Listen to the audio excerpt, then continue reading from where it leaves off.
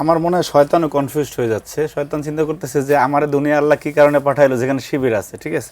দেখেন এই যে মানে নারীদেরকে স্লাট শেমিং করা, সাইবার বুলিং করা, হ্যারাসমেন্ট করা, এইটা যে কি হারে হাজার হাজার না মিলিয়ন মিলিয়ন আইডিয়া তারা করছে। তারা দুই একটা উদাহরণ যে দেয় তাতেই বোঝা যাচ্ছে যে না, তারা এই যে কালেকটিভতে এগুলি সংগ্রহ করছে, যার কারণে আরে ভাই রাখেন না।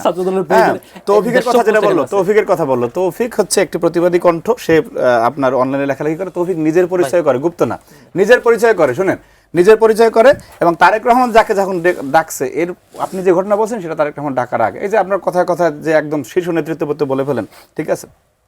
এরপরে এখন আমার তো ভাই কথা বলার বেশি সময় নাই, এক মিনিট আছে, এই কারণে শেষ করতেছি। দেখেন, গুপ্ত রাজনীতি করার অসুবিধাটা হচ্ছে এই জায়গায় যে যারা এখন গুপ্ত রাজনীতি করতেছে তারা, আপনি দেখা গেছে যখন নিজেকে বলতে চান আপনি নিরপেক্ষ, আবার দেখা গেছে প্রচণ্ডভাবে শিবিরকে ডিফেন্ড করা লাগে। এই জন্য একটা মনস্তাত্ত্বিক দ্বন্দ্ব থাকে।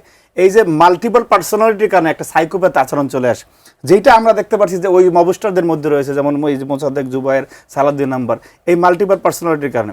সুতরাং শিবিরের কাছে একটা অনুরোধ থাকবে, প্রকাশ্যে এটা স্বীকার করতে না পারলেও তারা গোপনে একটা ওনারা কাউন্সেলিং করে না, সাইকিয়াট্রিস্ট দিয়া, হ্যাঁ, মানসিক যারা ট্রিটমেন্ট করায়, একটা কাউন্সেলিং করানো হোক, তাহলে সমাজে যে অস্থিরতা তৈরি হচ্ছে এবং মা বোনদেরকে যে অব্যাহতভাবে আপনি তো টাইম করে নিচ্ছেন, অব্যাহতভাবে যে বুলিং করা হয়, সাইবার হ্যারাসমেন্ট করা হয়, আপনাদের তো মা বোন আছে ভাই, ইমান আকিদার কথা বলতেছেন, ইসলামী সংগঠনের কথা বলতেছেন, ইসলামের সাথে তো আপনাদের কাজ কাম যাচ্ছে না। সেই কারণে ওদেরকে এই ট্রেনিংটা দেন যে ভাই যাই করো না কেন প্রতিবাদ কর, বাকি অন্যায় করলে তার উপর ঝাঁপায় পড়, কিন্তু মা বোনদেরকে অন্তত রেহাই দে, তাইলে বাংলাদেশের মানুষ একটু স্বস্তিতে থাকতে পারবে। আর না হলে ফ্যাসিবাদী শাসন কাঠামো ব্যবস্থায় যেরকম যে মানুষ স্ট্র্যাটেজিতে ভয় পাইতো, ঠিক এখনো শিবিরের ভয়ে, শিবিরের বট আইডির ভয়ে, তাদের ভয়ে মানুষ একটা কথা লিখতে, আপনি সাহস থাকলে লিখে দেখেন, আপনাকে ওপেন আমি চ্যালেঞ্জ করে বললাম, দেখবেন আপনার গোষ্ঠী সহ কি করতেছে। সুতরাং এই জায়গা থেকে বাংলাদেশের মানুষ পরিত্রাণ পাইতেছে। অসংখ্য ধন্যবাদ। 10 সেকেন্ড, একদম 10 সেকেন্ড, আমার সময় একেবারে শেষ।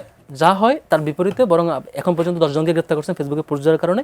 মিলিক আশরাফ আলী শিবির সাবেক কেন্দ্রীয় সভাপতি বাইরে থাকা সত্ত্বেও, তার মামলা দেওয়া সত্ত্বেও দেশে এসে কিন্তু পালাই যান নাই, নিরপেক্ষ কথা বলছেন। খলিল সাহেবের বিরুদ্ধে সালাউদ্দিন আহমেদ বক্তব্য দেয়, কিন্তু তাকে আবার মন্ত্রী বানায়। আবার জাহিদ টকশোতে এসে বলেন যে আমি নিরপেক্ষ, সেই জাহিদকে তিনি এখন উপদেষ্টা বানান। নিরপেক্ষতার বুড়ি আমরা দেখেছি।